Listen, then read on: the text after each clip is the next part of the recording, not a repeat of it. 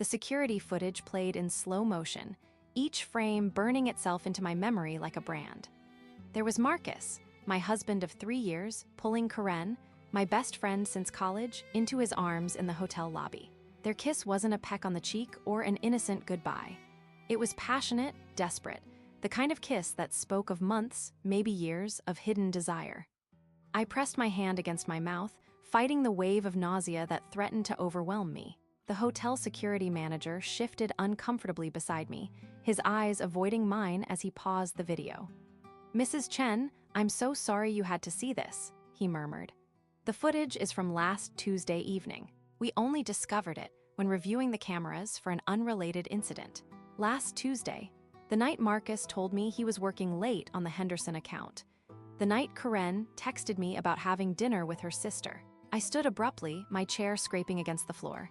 "Thank you," I managed, my voice barely above a whisper. I need some air." The hallway felt like it was closing in on me as I stumbled toward the elevator.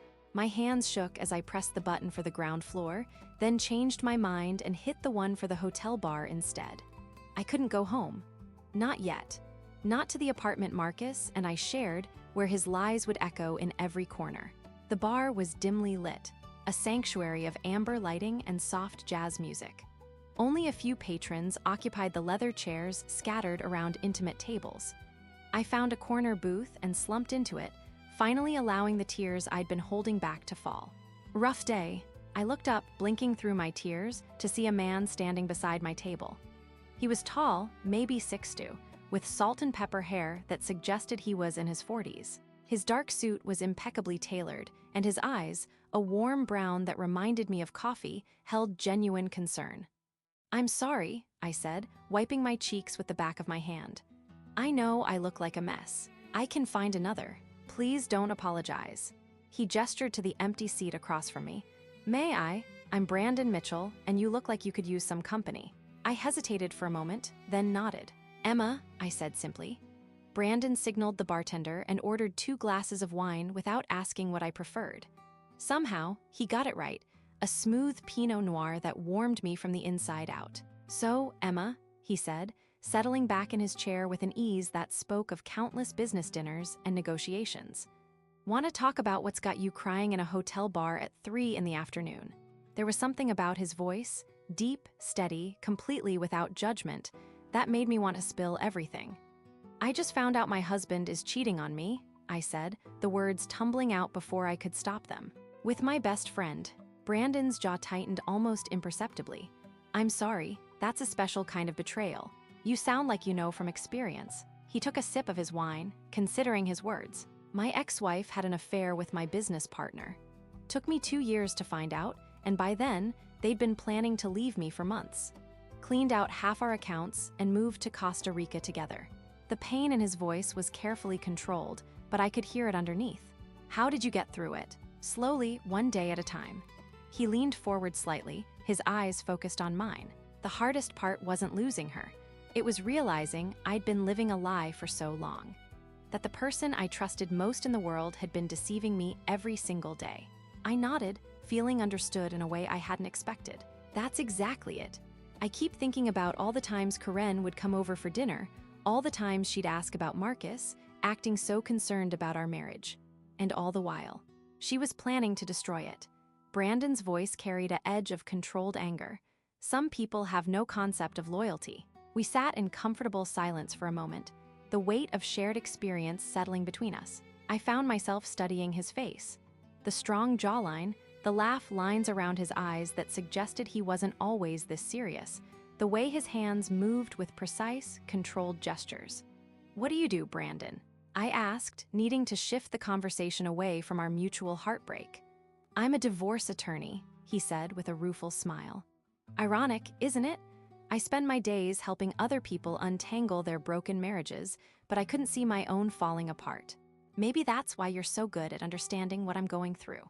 His eyes softened. "Emma, can I give you some professional advice? Document everything. That security footage, any texts or emails you might find, keep copies of all of it. And don't confront them until you've had time to think clearly about what you want." I felt a flutter of something unexpected in my chest. It wasn't just his words, though they were exactly what I needed to hear. It was the way he was looking at me. Like I mattered, like my pain was important to him, even though we'd just met. "Thank you," I said softly. "I don't know why you're being so kind to a stranger." Brandon reached across the table, his fingers brushing mine for just a moment before he pulled back. The contact sent an unexpected spark through me, and from the way his eyes darkened slightly, I knew he felt it too. "Maybe because I remember what it felt like to be where you are," he said. "And maybe because, well, you don't feel like a stranger." The admission hung between us, loaded with possibility and danger. I was married, unhappily, betrayed, but still married. And yet, sitting across from Brandon, I felt more alive than I had in months. More seen, more valued. "I should go," I said, though every part of me wanted to stay. "Should you?" Brandon's voice was gentle, but there was something in his tone that made my pulse quicken. "Emma, I know this is complicated. I know you're hurting and probably not thinking clearly. But I also know that sometimes the universe puts people in our path exactly when we need them most." I stared at him, my heart pounding. The rational part of my mind screamed warnings. I was vulnerable, rebounding, making decisions based on pain and betrayal. But the way Brandon was looking at me, with such careful intensity, made me feel like I was waking up from a long sleep. "I don't even know your last name," I whispered. "Mitchell," he said, his voice low. "Brandon Mitchell. And I'd very much like to know yours, Emma. I'd like to know everything about you." The confession hung between us like a challenge, and I felt myself standing at a crossroads I'd never imagined. Behind me lay a marriage built on lies. Ahead of me sat a man who looked at me like I was worth protecting, worth knowing, worth fighting for. I picked up my wine glass with trembling fingers, my wedding ring catching the amber light of the bar, and for the first time in years, I wondered what it would be like to be free. I set down the wine glass, my decision crystallizing like ice in my chest. "Emma Walsh," I said quietly. "My name is Emma Walsh. And yes, I think the universe might be trying to tell me something." Brandon's smile was soft, almost relieved. "Emma Walsh," he repeated, like he was testing how it sounded. "It's beautiful, you're beautiful." The words should have felt like a line, but they didn't. They felt like truth, spoken by someone who saw past the wreckage of my day to something worth salvaging. "I should probably mention," Brandon said, his fingers drumming once against his glass, "that I'm a divorce attorney, among other things." I laughed, actually laughed, for the first time since seeing that security footage. "Of course you are. The universe really doesn't do subtle, does it? Not in my experience." His eyes crinkled at the corners when he smiled. "Would you like me to help you, Emma? Professionally, I mean, though I have to be honest, I'd like to help you in every way possible." The offer hung between us, loaded with implications I wasn't ready to examine. But the practical side of my brain, the part that had been screaming since I'd watched Marcus kiss Karen, latched onto it gratefully. "I can't afford a good lawyer," I admitted. "Marcus handles all our finances. I don't even know what we have, really. We'll figure it out." Brandon's voice was firm. "Come to my office tomorrow. We'll start with a consultation, see what you're dealing with, no charge." "I can't let you do that." "You're not letting me do anything. I'm choosing to." He leaned forward slightly. "Emma, I've been practicing law for 15 years. I've seen what happens when people don't get proper representation in situations like this. I won't let that happen to you." The fierce protectiveness in his voice made something warm unfurl in my chest. When was the last time someone had spoken about me like that? Like I was worth protecting? I found myself nodding. "Okay, yes, thank you." Brandon pulled out his phone, fingers flying over the screen. "I'm texting you my office address. 10 a.m. work for you."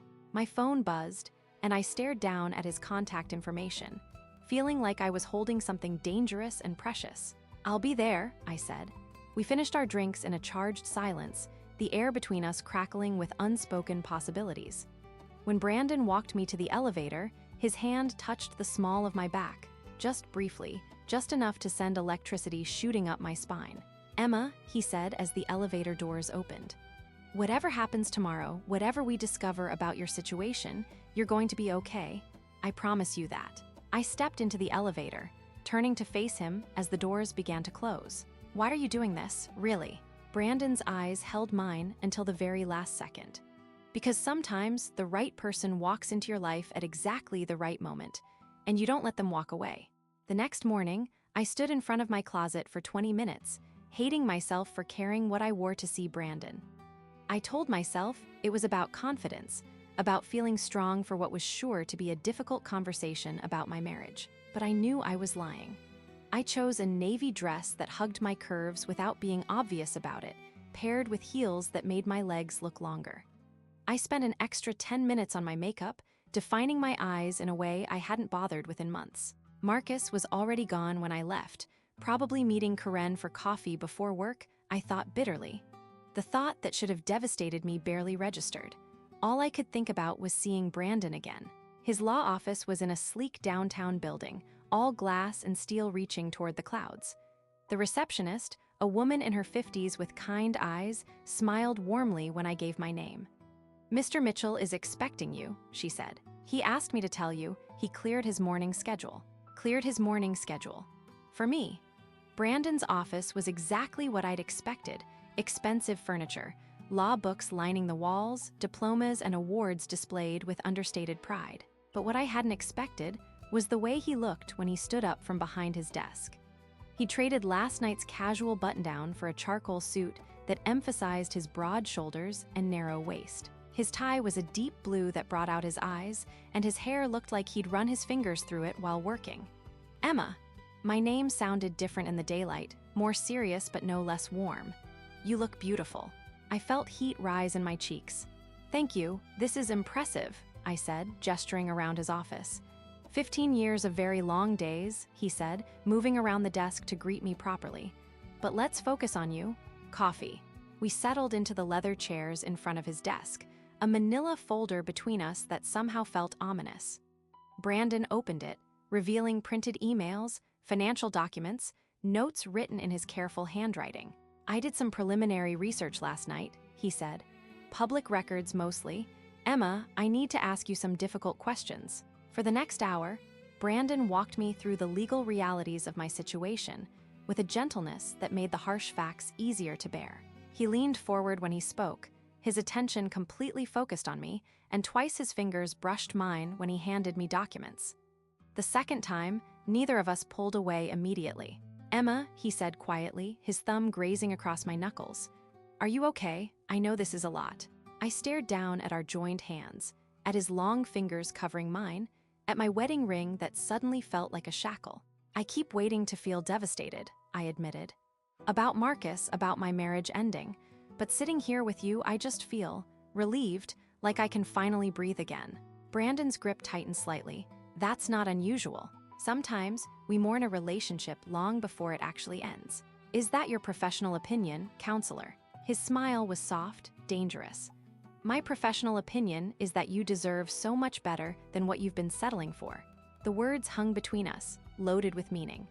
I found myself studying his face, the strong line of his jaw, the way his eyes crinkled when he smiled, the small scar near his left eyebrow that I wanted to trace with my fingertip. "Brandon," I started, then stopped. What could I say? That I was attracted to my lawyer? That I'd spent the morning getting dressed for him instead of focusing on my crumbling marriage? "I know," he said quietly. "I feel it too, Emma.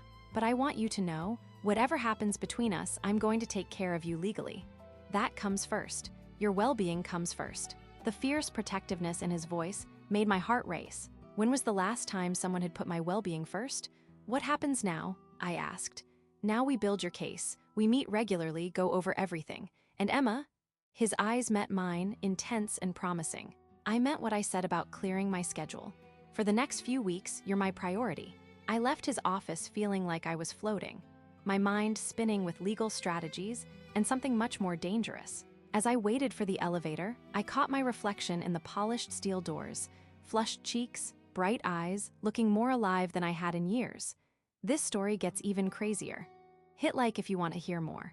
3 weeks into working with Brandon, I found myself looking forward to our meetings with an intensity that scared me. We'd established a routine, late afternoon sessions in his office, going over financial documents and strategy, but somehow always ending up talking about life, dreams, the future I was finally allowing myself to imagine. That Thursday evening, storm clouds had been gathering all day. Brandon and I had been deep in discussion about asset division when the first crack of thunder made me jump. "Sorry," I laughed, pressing a hand to my chest. I've always been jumpy during storms. Marcus never noticed that about you? Brandon's voice was gentle, but I caught the edge of anger underneath. I shook my head. Marcus noticed very little about me, it turns out. Brandon's jaw tightened. Over the past 3 weeks, I'd watched him get progressively more protective, more invested. Every detail I shared about my marriage seemed to fuel something fierce in his eyes. "Emma, I need to tell you something," he said, setting down the papers we'd been reviewing. "I've been thinking about you constantly, not just as a client, as a woman." My breath caught. "Brandon, I know it's complicated. I know the timing is terrible, but I can't pretend anymore that this is purely professional." He stood up, running a hand through his dark hair. "You deserve to know where I stand." Then, a sudden downpour that hammered against his office windows. I stood too, drawn to him like a magnet. "I think about you too," I admitted, my voice barely above a whisper. "More than I should." His eyes darkened. "More than you should, or more than you're allowed to?" The question hung between us, loaded with possibility. Before I could answer, another crash of thunder shook the building, and the lights flickered. "I should get you to your car," Brandon said, but he didn't move away from me. If anything, he stepped closer. "Yes," I agreed, but I didn't move either. We stood there in the dim light of his office, the storm raging outside, electricity crackling between us. Finally, Brandon grabbed his suit jacket from his chair. "Come on, before this gets worse." The parking garage was a blur of concrete and shadows. Brandon walked close beside me, his hand hovering protectively at the small of my back. When we reached my car, the rain was coming down so hard I could barely see through it. "Wait," Brandon said as I fumbled for my keys. He shrugged out of his jacket and held it over both our heads, creating a small shelter. "Better." I looked up at him, rain droplets clinging to his dark lashes, his white shirt slightly damp and clinging to his chest. We were pressed close together under the makeshift canopy, and I could smell his cologne mixed with rain and something uniquely him. "Brandon," I breathed. "Emma." His free hand came up to cup my face, thumb tracing my cheekbone. "Tell me to stop." Instead, I rose on my tiptoes and kissed him. The jacket fell forgotten as his arms came around me, pressing me back against my car. The kiss was everything I'd been dreaming about for weeks, desperate, tender, consuming. His lips were soft but demanding, and when his tongue touched mine, I made a small sound that seemed to drive him wild. "God, Emma," he murmured against my mouth, his hands tangling in my hair. "I've wanted this so badly." I kissed him back with a passion I didn't know I possessed, rain soaking through our clothes, not caring about anything except the feel of his mouth on mine, his strong body sheltering me from the storm. When we finally broke apart, we were both breathing hard. "Come home with me," he said, his forehead resting against mine. "Please." I should have said no. Sensible, cautious. Instead, I nodded. Brandon's penthouse was everything I'd imagined. Sophisticated, masculine, with floor-to-ceiling windows that normally would have offered a stunning view of the city. Tonight, they showed only rain and lightning, turning the space intimate and cozy. "Let me get you something dry," he said, but I caught his hand as he started to move away. "Brandon, wait." I looked up at him, this man who'd shown me more care and attention in 3 weeks than Marcus had in 3 years. "I need you to know, I've never done anything like this. I've never cheated, never even thought about it." "You're not cheating," he said firmly, his hands framing my face.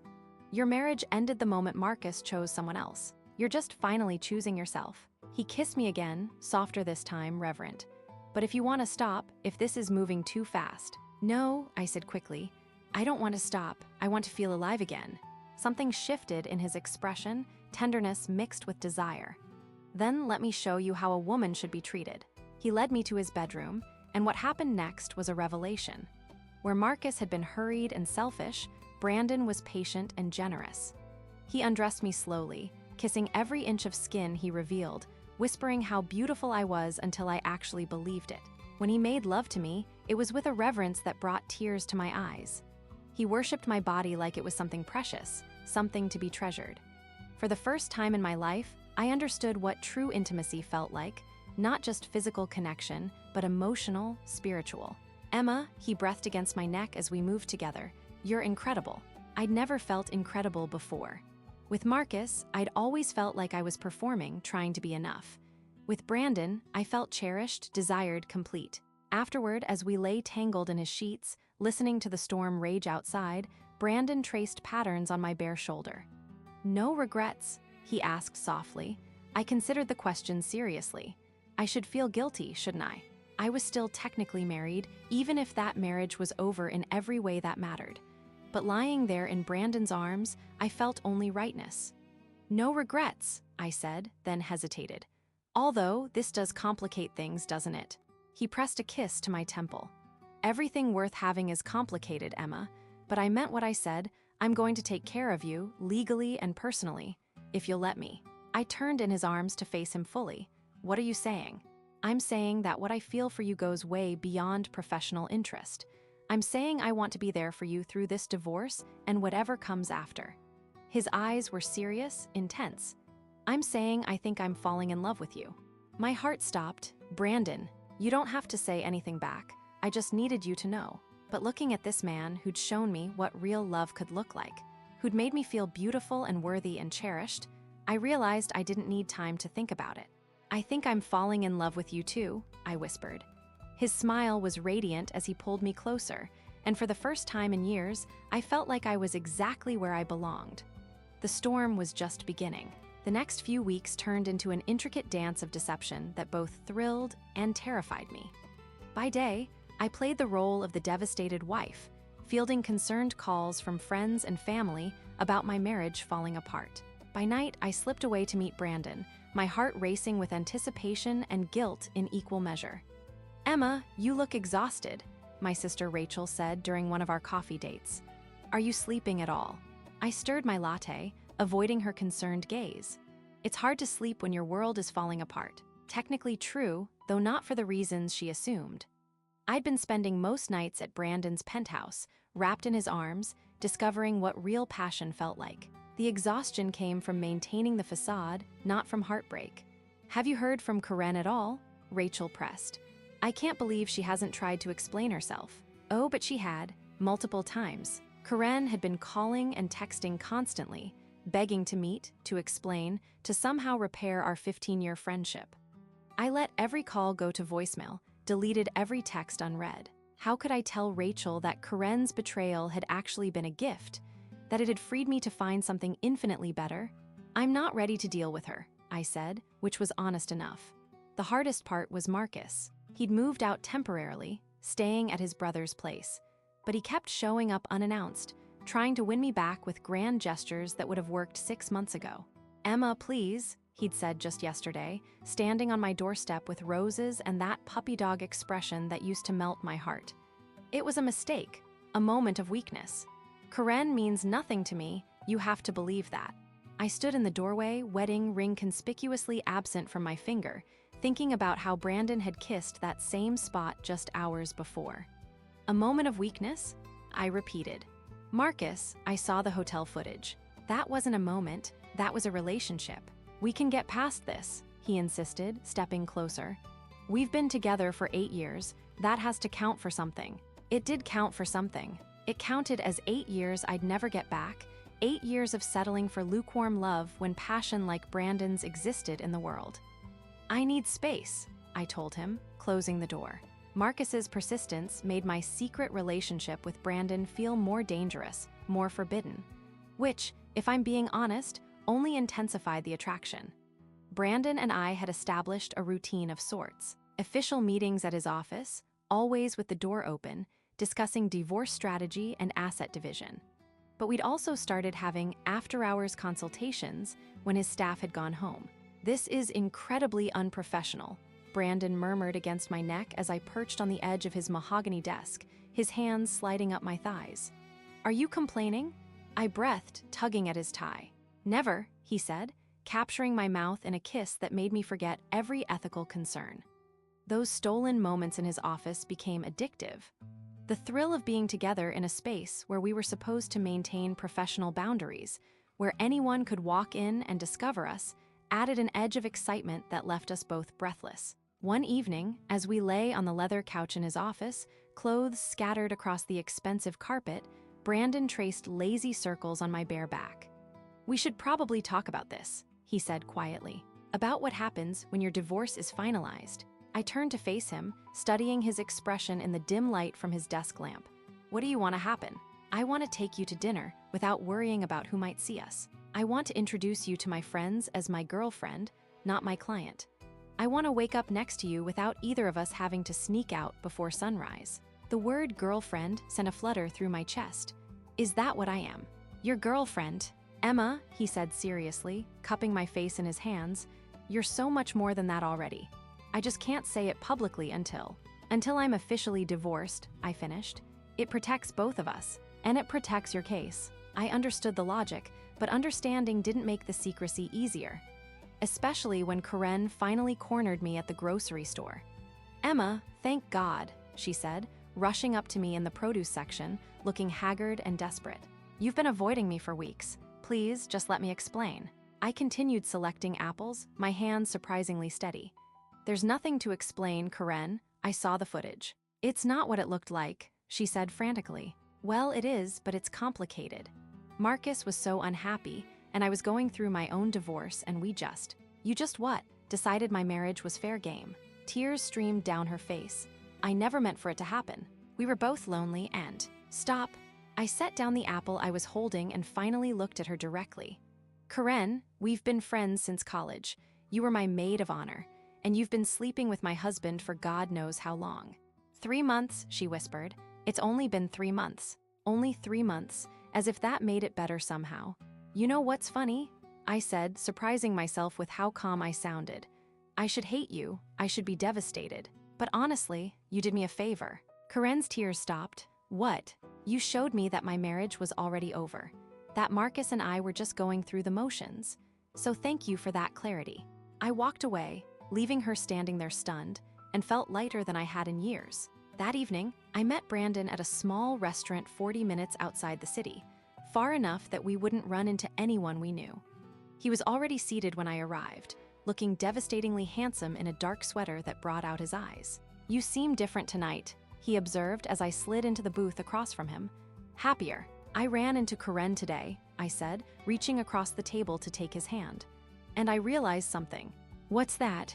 I'm not the same woman who discovered that hotel footage 6 weeks ago. That Emma would have been destroyed by her best friend's betrayal, would have fought to save her marriage, would have begged Marcus to choose her over Karen. Brandon's thumb traced across my knuckles. And this Emma knows what she deserves. This Emma isn't afraid to go after what she wants. I met his eyes directly. This Emma is falling deeper in love with her divorce attorney every day, ethics be damned. His smile was brilliant. That's convenient, because this divorce attorney is completely gone over his beautiful client. As we sat there, hands intertwined across the table, stealing this perfect moment together, I felt that familiar rush of excitement mixed with danger. If you've ever been tempted by someone you shouldn't have been, hit that like button. Because sometimes the most forbidden attractions lead to the most extraordinary love stories. And sometimes breaking the rules is exactly what your heart needs to finally start beating again. Though, as I would soon discover, keeping secrets, even beautiful ones, always comes with a price. But paradise never lasts long when you're living a double life. The first crack in my perfect secret came 3 days later. I was rushing out of my temporary apartment, a modest one-bedroom I'd rented while the divorce papers made their way through the system, when I nearly collided with my sister Rachel on the sidewalk. Emma, what are you? She stopped mid-sentence, her eyes widening as she looked past me to the sleek black BMW pulling away from the curb. Who was that? My heart hammered against my ribs. Brandon had stayed the night, leaving early for a breakfast meeting. We'd been so careful about public places, but my own apartment had felt safe. Just a friend, I said quickly, adjusting my purse strap with trembling fingers. Rachel's expression shifted from confusion to concern. Emma, that looked like an expensive car, and it's 7 in the morning. Are you? She paused, clearly struggling with how to phrase it. Are you seeing someone? It's complicated, I said, which was both completely true and utterly inadequate. Honey, you're still married. I know Marcus hurt you, but nothing, I cut her off, probably too sharply. Marcus made his choice when he decided to sleep with my best friend for 3 months. I'm making mine. Rachel looked like she wanted to say more, but I was already walking away, my heels clicking against the pavement with more confidence than I felt. The second crack came that afternoon. I was at a boutique downtown, my fingers trailing over silk and lace, when I heard a familiar voice behind me. Well, well, Emma Santos shopping for lingerie? Now that's interesting. I spun around to find Karen standing there, her arms crossed, wearing that self-satisfied smirk I'd once found charming. Now it made my skin crawl. Karen! I kept my voice level, not moving away from the display of black silk I'd been admiring. Stalking me now? Hardly. I was shopping for Marcus, actually. He mentioned he's been trying to call you, but you've been unavailable. Her eyes swept over the lingerie in my hands, a gorgeous set in midnight blue that I'd imagined Brandon slowly removing. Planning something special, planning to move on with my life, I said, meeting her gaze steadily. Something you should try. Her smile faltered slightly. Emma, whatever you think you're doing, it won't work. Marcus loves you. This thing with me, it was just a 3-month mistake. I grabbed the lingerie set and headed toward the register. Save it, Karen. I'm done listening to your explanations. But as I paid for my purchase, I could feel her eyes boring into my back. The saleswoman handed me the elegant black bag with a smile, and I walked out with my chin high, refusing to look back. I should have been more careful. Should have realized that Karen would go straight to Marcus with her suspicions. The third crack, the one that threatened to shatter everything, came 2 days later. I was at Brandon's office for what was supposed to be a routine update on the divorce proceedings. He'd cleared his afternoon schedule again, and we were reviewing financial documents when his phone buzzed. Mitchell here, he answered, his free hand absently stroking my arm as I sat beside him on the leather couch. I watched his face change, saw the professional mask slip into place as he straightened. I see. When was this taken? A pause. And you're certain it's Mrs. Santos? My blood turned to ice water. Yes, I understand the implications, Brandon continued, his voice carefully neutral. Send me everything you have. I'll review it and advise my client accordingly. He hung up and turned to me with an expression I'd never seen before, part lawyer, part protector, all serious. Emma, we have a problem. What kind of problem? But even as I asked, I knew. The way my sister had looked at Brandon's car, Karen's knowing smirk at the boutique, the feeling I'd had lately of being watched. Marcus hired a private investigator. Brandon's voice was gentle but firm. They have photographs of us together, at Romano's last week and leaving your apartment building. The room seemed to tilt. How, we were so careful. Not careful enough, apparently. He stood up, pacing to the window. There's more. They've been tracking your phone's location data. Every time you told Marcus you were somewhere else but were actually here, or at my place, or, oh God, I buried my face in my hands. How stupid could I be? Of course he'd suspect something. I've been different, happier. And after what Karen saw at the store. What did Karen see? I told him about the boutique, about the lingerie, about the way she'd looked at me like she knew exactly what I was planning. Brandon's jaw tightened with each detail. She went straight to Marcus, he said grimly. That's probably what prompted him to hire the investigator in the first place. My phone buzzed on the coffee table.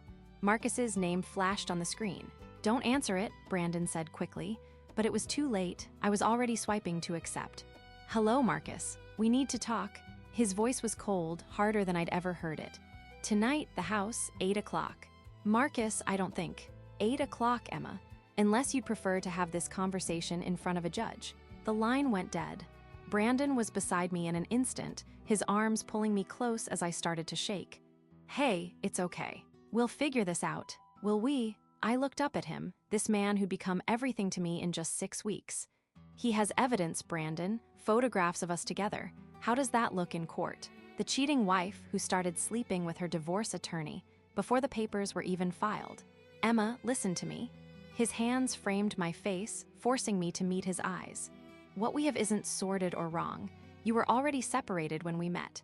Your marriage was over the moment you saw that hotel footage. But the law doesn't see it that way, does it? I could feel tears threatening, and I blinked them back. This could affect my settlement, my future, everything I've been fighting for. He was quiet for a long moment, and in that silence, I saw the truth he didn't want to say. It could, he admitted finally. If Marcus plays this right, if he presents you as the unfaithful spouse who abandoned the marriage for another man, yes, it could impact the division of assets. I pulled away from him, needing space to think. So what are my options? We fight it. We show the timeline, prove that your relationship with Marcus was irreparably broken before we met. Or his silence was answer enough.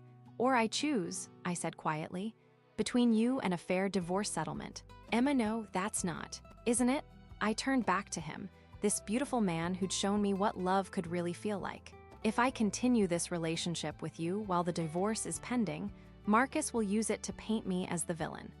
But if I end it now, if I can show that it was just a brief lapse in judgment that I've corrected. You're talking about choosing money over love. I'm talking about survival, I said, even as the words tore at my heart. About not letting Marcus destroy me completely. Brandon stared at me for a long moment, and I saw the exact moment he realized I was serious.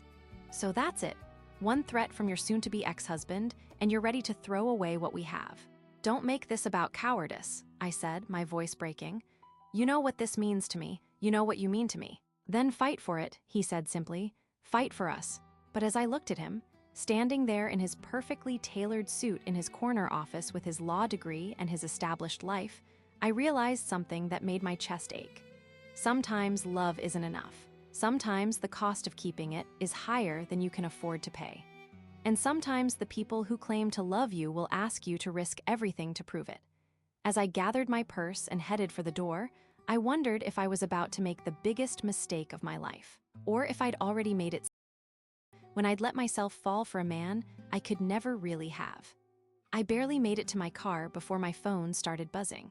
Text after text from Brandon, each one making my heart clench tighter. Please don't do this. We can fight this together. Emma, call me.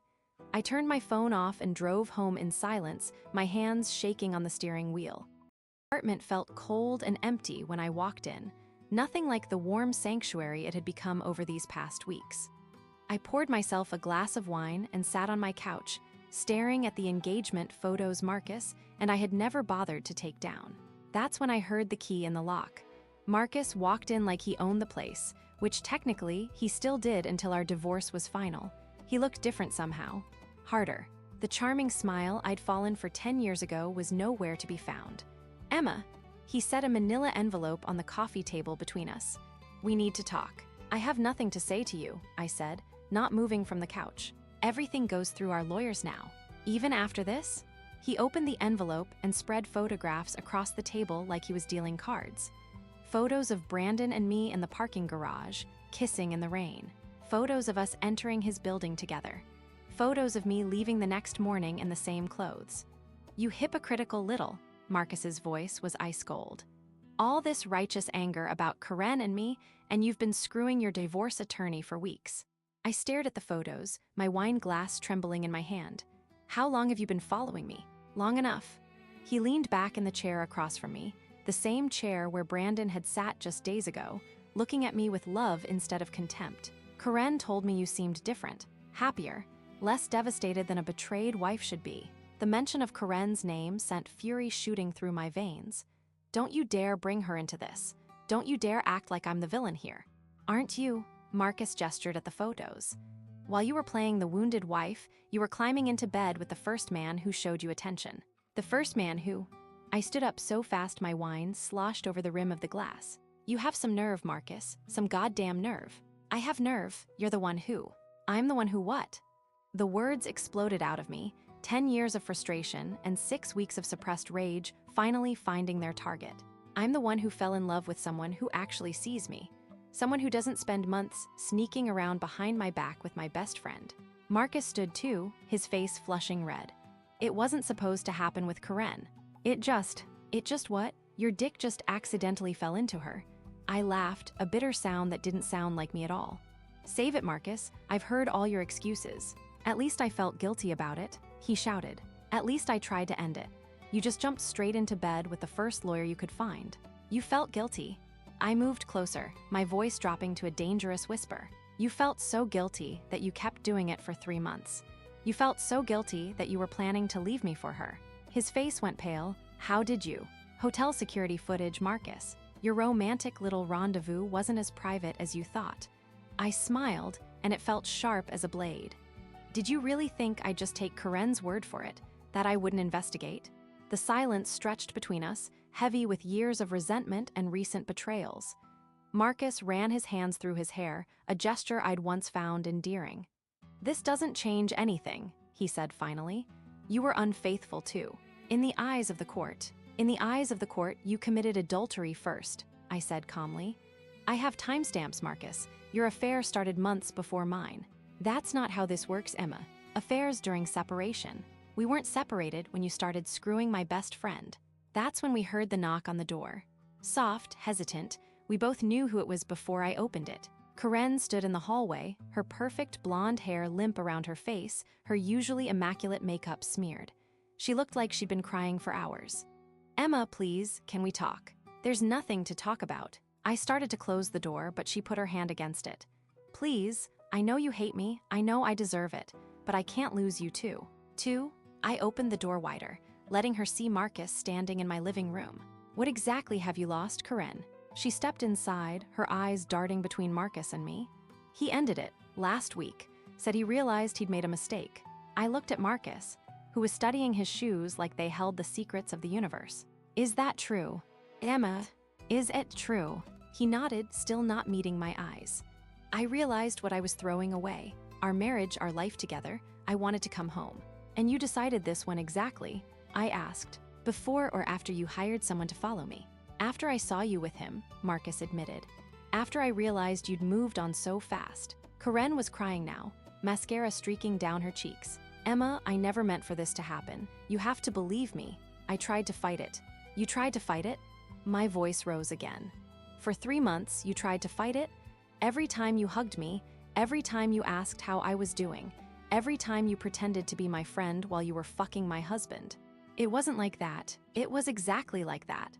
I screamed, and both of them flinched. "You betrayed me in the worst possible way, and now you want forgiveness because it didn't work out." "Emma, please," Karen sobbed. "You're my best friend." "I was your best friend," I said, my voice deadly quiet now. "Now you're nothing to me, less than nothing." The apartment fell silent, except for Karen's quiet crying and the sound of my heart pounding in my ears. "I want both of you out," I said. "Now." "Emma," Marcus started. "Get out," I shouted. "Get out of my apartment, get out of my life, and don't you dare contact me again unless it's through lawyers." That's when I heard footsteps on the stairs, quick and urgent. Brandon appeared in the doorway, his usually perfect hair disheveled, his tie loose around his neck. "Emma!" His eyes took in the scene, the photos scattered on the coffee table, Karen's tear-streaked face, Marcus's defensive posture, my own shaking hands. What the hell is going on here? Marcus straightened, his lawyer instincts kicking in even in the middle of our personal disaster. "Mr. Mitchell, how convenient." Brandon stepped into the apartment, his presence immediately filling the space with tension. "I think you should leave." "This is still my wife's apartment," Marcus said coldly. "I have every right to be here." "Not when you're clearly upsetting her," Brandon replied, moving closer to me. I could smell his cologne, could feel the warmth radiating from his body, and for a moment I almost broke. "How touching," Marcus sneered. "The knight in shining armor, here to rescue his damsel." "Marcus, don't," I warned, but he was beyond caring. "Tell me, Mr. Mitchell, do you make a habit of sleeping with your clients, or was my wife just special?" Brandon's jaw tightened, but his voice remained steady. "I think this conversation is over." "Oh, it's just beginning," Marcus said, gathering up the photos. "These pictures are going to make for very interesting evidence in court. Have you ever been in a complicated situation like this? Tell me in the comments." As the three of them faced off in my living room, my cheating husband, my former best friend, and the man I'd fallen in love with, I realized that sometimes the truth doesn't set you free. Sometimes it just burns everything down. Sometimes it just burns everything down. And burn it did. The next morning, I woke up in Brandon's penthouse to 17 missed calls and 43 text messages. My phone buzzed incessantly on his marble nightstand as I stared at the ceiling, Brandon's arm draped protectively across my waist. "Emma," he murmured against my shoulder. "Your phone." I reached for it with trembling fingers, already knowing what I'd find. Marcus had worked fast. The first text was from my sister Sarah. "Mom saw the photos Marcus sent. She's in tears. What were you thinking?" Then my college roommate Jessica. "Girl, I can't believe you cheated on Marcus. He's devastated." Another from my cousin Bate. "The whole family is talking. Mom wants to know if you've lost your mind." Brandon sat up, reading over my shoulder. He sent the photos to your family. My hands shook as I scrolled through more messages. Marcus had crafted his narrative perfectly, the devoted husband betrayed by his cheating wife. He'd sent carefully selected photos to my parents, my siblings, our mutual friends. Pictures of Brandon and me kissing in the parking garage, walking hand in hand into his building, sharing wine at the restaurant. What he didn't include were the timestamps showing these were all taken after I discovered his affair with Karen. "He's telling everyone I cheated," I whispered. "He's making me the villain." Brandon pulled me closer, his voice tight with anger. "We'll fix this. We'll tell them the truth." But would they believe me? Marcus was a lawyer, skilled at presenting his case. And the photos, God, the photos made it look so damning. A wife sneaking around behind her husband's back, carrying on with her divorce attorney. The irony wasn't lost on me that I was having this conversation while wrapped in Brandon's Egyptian cotton sheets, wearing his oversized Northwestern law t-shirt. My phone rang. Mom's contact photo filled the screen, her smiling face from last Christmas before everything fell apart. "I have to answer," I told Brandon. "Emma Marie Sullivan," Mom's voice was ice cold through the speaker. "What in God's name have you done?" I closed my eyes. "Mom, it's not what Marcus is telling people." "It's not, because these pictures look pretty clear to me. You're kissing another man, Emma, a man who isn't your husband. Marcus was having an affair." The words exploded out of me. "With Karen, for 3 months, I have hotel security footage. So you decided to have one too?" Her voice cracked with disappointment. "Two wrongs don't make a right. Your father and I raised you better than this." Brandon squeezed my hand, but it felt like a lifeline attached to an anchor. Every word from my mother was pulling me deeper underwater. "I didn't start seeing Brandon until after I filed for divorce," I said weakly. "Marcus says you never told him about any affair. He says you just disappeared one day and served him papers." Of course that's what Marcus said. I could picture him playing the confused, heartbroken husband perfectly. Poor Marcus, blindsided by his wife's betrayal. "Mom, please, let me explain. I think you've explained enough. Your sister's wedding is in 2 months, and I won't have this scandal overshadowing her day. Figure out how to fix this, Emma. Fix it fast." The line went dead. Brandon was already moving, pulling on his charcoal gray pants. "I'm calling my office, taking the day off. We're going to handle this together." "Brandon, no." I wrapped the sheet around myself, suddenly feeling exposed. This is exactly what Marcus wants. He's trying to destroy both of us. Let him try. Brandon's voice was fierce as he buttoned his white dress shirt. "I'm not letting you face this alone." But as the day unfolded, I realized maybe I should be facing it alone. Brandon's law partner called at noon, his voice tense through the speakerphone. "Brandon, we need to talk. There are photos circulating of you and Mrs. Sullivan. The State Bar Association has very clear guidelines about attorney-client relationships." I watched Brandon's face tighten as he paced his living room, city lights glittering through the floor-to-ceiling windows. His career, everything he'd worked for, was being threatened because of me. "Jim, the relationship began after the professional consultation ended," Brandon said carefully. "We followed proper protocols. The optics are terrible, you know that. Take a leave of absence until this blows over." After he hung up, Brandon found me standing by the windows, still wearing his t-shirt and a pair of his sweatpants I'd borrowed. The clothes hung loose on my smaller frame, making me feel like a child playing dress-up. "This is my fault," I said without turning around. "No," his hands settled on my shoulders. "This is Marcus's fault. He's a manipulative bastard who can't stand losing. But I'm the one who kissed you first. I'm the one who came here that night. I dragged you into this mess." Brandon turned me to face him, his green eyes intense. "Emma, look at me. I'm a grown man. I made my own choices, and I don't regret a single one." That should have comforted me. Instead, it made everything worse. Because as I stood there in his beautiful penthouse, wearing his clothes, watching him sacrifice his reputation for me, I couldn't shake the feeling that I was drowning. Everything was moving too fast. 6 weeks ago, I'd been Mrs. Marcus Sullivan, living in suburban comfort with my husband and best friend. Now I was Emma, just Emma, living with a man I barely knew, my family disgusted with me, my marriage in ruins. Was this love, or was I just clinging to the first person who'd shown me kindness after my world collapsed? The thought terrified me. That evening, as Brandon worked on damage control, calling colleagues, drafting statements, consulting with ethics experts. I sat on his leather couch with a glass of red wine, staring at the engagement photos Marcus had left scattered on my coffee table. In one picture, taken just 18 months ago, Marcus and I were laughing at something off camera. My left hand was displayed prominently, showing off the 2-carat diamond he'd chosen. I looked so happy, so certain of my future. Had that woman been naive, or was this woman, the one hiding in her lover's apartment while her life imploded, the one who was fooling herself? Emma!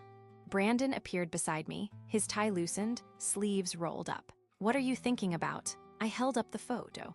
I'm thinking about how that woman had no idea her husband was already cheating on her, had no idea her best friend was lying to her every day, had no idea that in 18 months, she'd be sitting in another man's apartment, wondering if she'd lost her mind.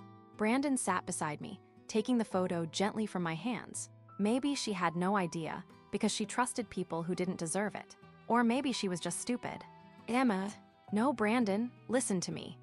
I turned to face him, this beautiful, successful man who turned his life upside down for me. What if this isn't real? What if I'm just rebounding?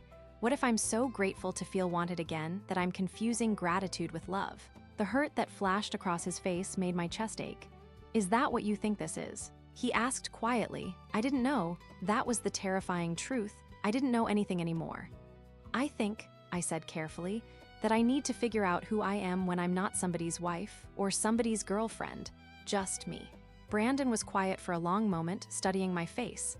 Then he nodded slowly. Okay, he said, take the time you need. I'll be here when you're ready. But as I looked around his penthouse, at the life I'd stumbled into, at this man who claimed to love me, I wondered if I'd ever be ready for anything again. Sometimes the truth doesn't set you free. Sometimes it just leaves you more lost than before. 6 months. That's how long it took for me to understand the difference between gratitude and love. Brandon kept his word. He gave me space when I needed it, supported me through the ugliest parts of my divorce, and never once made me feel guilty for questioning what we had.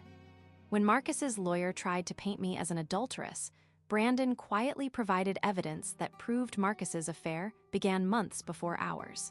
When my sister finally called to apologize for believing Marcus's lies, Brandon was the one who encouraged me to forgive her. He was patient when I moved back to my own apartment. He understood when I needed nights alone to rediscover who Emma was without a husband, without a cheating best friend, without the identity I'd built my entire adult life around. And slowly, beautifully, I found her. She was stronger than I'd ever imagined. She liked morning runs and evening wine. She read mystery novels and learned to cook Thai food. She made new friends, real friends who knew my whole story and chose to love me anyway. She built a life that was entirely her own. Most importantly, she learned to trust her own heart again. Ready for our weekend getaway? Brandon asked, loading my overnight bag into his car. We'd planned a trip to Napa Valley. Wine tasting and long conversations, and the kind of peace I'd never thought possible. More than ready, I said, sliding into the passenger seat. I can't remember the last time I felt this excited about anything. Brandon reached over and squeezed my hand. You look happy, Emma, really happy. I was. For the first time in years, I was genuinely, completely happy.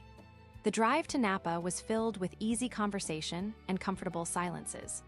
Brandon had booked us a room at a boutique vineyard resort, complete with rolling hills and endless rows of grapevines stretching toward the horizon. Our suite had a private balcony overlooking the valley, and I stood there that evening, watching the sunset paint everything golden. I have something for you, Brandon said softly behind me. I turned, expecting to see another bottle of the wine we'd been sampling all day. Instead, he was down on one knee, holding a small velvet box. My heart stopped. Emma, he began, his voice thick with emotion, 6 months ago, you asked me if this was real. If what we had was love or just gratitude. I've watched you discover who you are, watched you build a life that's entirely yours, watched you choose to trust again despite everything you've been through. He opened the box, revealing the most beautiful ring I'd ever seen. A classic solitaire with a brilliant round diamond that caught the last rays of sunlight. I love the woman you were when you walked into that hotel bar, broken and searching for answers. I love the woman you became as you fought for your freedom. But most of all, I love the woman you are right now, strong, independent, whole. You don't need me, Emma. You choose me, and that makes all the difference. Tears were streaming down my face. This wasn't the desperate proposal of a man trying to save a failing relationship or the calculated move of someone who wanted to possess me. This was Brandon seeing me, and choosing to love all of it. "Will you marry me?" he asked, his own eyes bright with unshed tears. "Yes," I whispered, then louder, "Yes, Brandon, yes." He slipped the ring onto my finger with shaking hands, then stood and pulled me into his arms. We kissed as the sun disappeared behind the hills, and I felt something I'd never experienced in my marriage to Marcus: complete certainty. This was right, this was real, this was love. We planned a small wedding for the fall, not because we were hiding or ashamed, but because we wanted something intimate and meaningful. Just our closest family and the friends who had supported us through everything. My sister helped me choose my dress, a simple but elegant design in ivory silk that made me feel like myself, not like I was playing a role. Brandon's parents flew in from Chicago, and his mother cried when she met me, telling me she'd never seen her son so happy. Even Karen tried to reach out, sending a long letter of apology and asking to be part of my special day. But I'd learned the difference between forgiveness and foolishness. I forgave her for my own peace, but I didn't need her in my new life. The morning of our wedding, I woke up in my apartment, my own space that I'd created from scratch, and felt nothing but joy. No cold feet, no second guessing, no fear that I was making another mistake. Just pure, radiant happiness. I put on my dress, fixed my hair in loose waves, and applied just enough makeup to enhance the glow that seemed to come from within. When I looked in the mirror, I saw a woman who knew exactly who she was and what she wanted. The ceremony was held at a small chapel surrounded by gardens in full autumn bloom. As I walked down the aisle, no father to give me away because I belonged to myself now, I saw Brandon waiting for me at the altar. He was wearing a perfectly tailored navy suit, his dark hair slightly tousled by the October breeze. But it was his expression that took my breath away. His eyes were filled with tears, his face radiant with love and wonder, as if he couldn't believe I was actually walking toward him. When I reached him, he whispered, "You're so beautiful," and I knew he meant more than just my appearance. He meant my strength, my journey, my choice to love again. We'd written our own vows, and when it was my turn to speak, I looked into his eyes and said the words that came straight from my heart. "Brandon, you found me when I was lost and helped me find myself again. You showed me that love isn't about possession or control, it's about choice. Every day, I choose you, not because I need you to complete me, but because you make me want to be the best version of myself. I promise to love you with the same courage you showed me when you loved me through my darkest moments." Brandon's vows were equally moving. "Emma, you are the strongest person I know. You took betrayal and turned it into wisdom. You took heartbreak and turned it into compassion. You took fear and turned it into courage. I promise to love you not just for who you are, but for who you're still becoming. I promise to support your independence while building our partnership. I promise to choose you every single day for the rest of my life." When the minister pronounced us husband and wife, Brandon cupped my face in his hands and kissed me with such tenderness that I felt my heart might burst with happiness. Our first dance was to "At Last" by Etta James. As we swayed together under the string lights, I thought about the woman in those old engagement photos, young, naive, trusting blindly. She had no idea what was coming, but maybe that was okay. Maybe she needed to go through all of that to become who I was now. No regrets. Brandon murmured against my ear.